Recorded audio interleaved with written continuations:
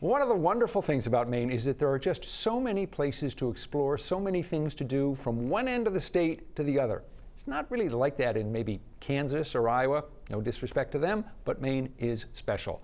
Chelsea Deal has tapped into that. She's with us here on 207 because she has written a new book. It's called Just Up the Road. Thanks for coming in. It's good to have you here. I'm so happy to be here. So the genesis of this book is that you, a couple of years ago, sold a small business that you had founded and run for a long time, and it left you with kind of a void in your life. And what did you think about how to fill it? Yeah, so sold this small business and very swiftly was struck with that, now what? Now what do I do with my life? Do I know how to do anything else? So in order to kind of tackle that and deal with that, I challenged myself to complete 100 adventures in Maine by year end, hoping that I'd have that aha moment or I'd figure out what was next for me or, you know, at minimum, want to emulate what someone else was doing for a living. I think that's a really cool idea. How did you come up with that? I've always had this huge crush on Maine ever since moving here. And I just decided I want to dig in deeper into my own state. I really want to get to know people in all different pockets of the state and explore in a way that I've never really had the time to do so until I was given this like remarkable year of time. The vision of going to 100 different places in Maine in 1 year means you're hitting one about every 3 or 4 days without fail. How did you choose them?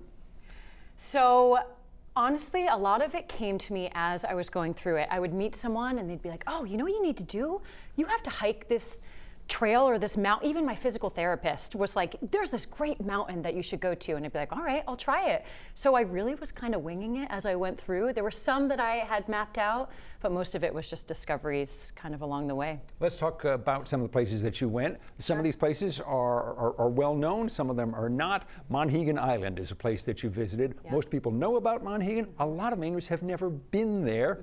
How did Monhegan work for you?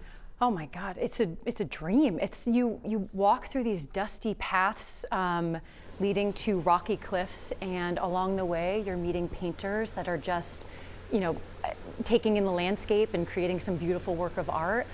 There's really hard-working people that live there, and just a really eclectic, beautiful mix of artsy people and explorers and people who just appreciate Maine's beautiful landscape. Another place that has gotten better known in the last few years, but still many Mainers have never been to, the Bold Coast, down east in Washington County, hiking along the cliffs, along the ocean.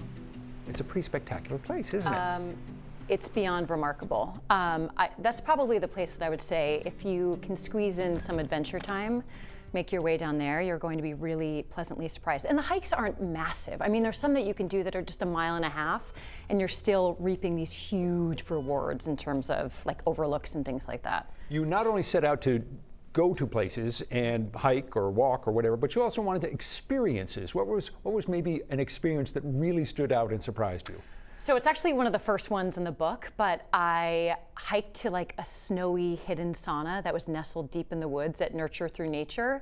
And they kind of leave you to your own devices. You walk up this trail, you get to the sauna, it's, you know, fiery and warm, and you can take a cold plunge in the back in a little river. That was something I'd never done before, so I actually repeated it twice in the book. So. One of the things that you've done in the book that I like is when you met interesting people is you would ask them some questions and get ideas from them. One of the questions that you asked many of them was, what is the last place in Maine, or the place in Maine where you would have your last meal?